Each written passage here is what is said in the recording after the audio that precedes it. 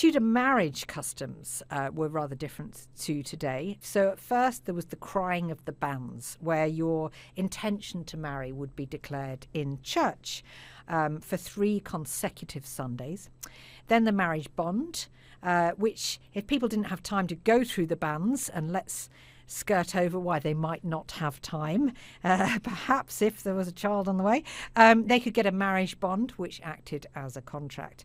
A wedding ceremony where the couple exchanged vows, which is very much resonant of a modern day marriage ceremony. And then the nuptial mass, where the couple knelt before an altar with a veil over their heads and the priest recited prayers over them. Now, the next stage you might think is a given, but it wasn't taken as that in the Tudor period, and that's consummation, because a marriage has to be consummated to be considered valid.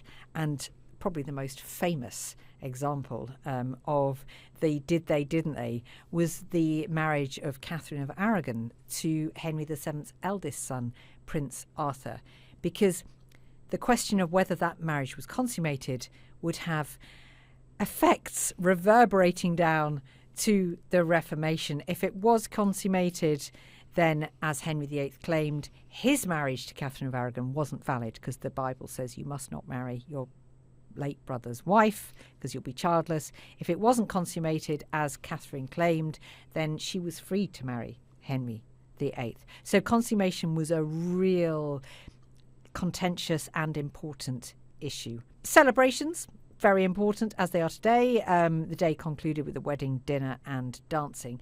Now, all of this sounds quite convoluted. You have to be committed to make it through to actually being declared man and wife. But there were some shortcuts.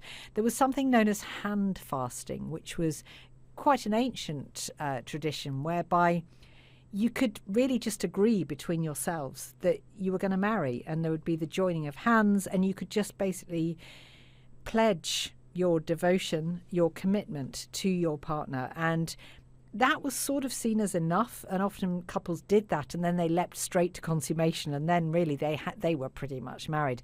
Now, another example from Henry VIII's reign is his private betrothal, as almost certainly happened between him and his second wife, Anne Boleyn, before they were married in January 1533. It's thought that late in 1532, probably when they had begun sleeping together finally after 7 years, they went through a sort of secret betrothal or a hand fasting. So even the great and the good could go through this sort of more private custom.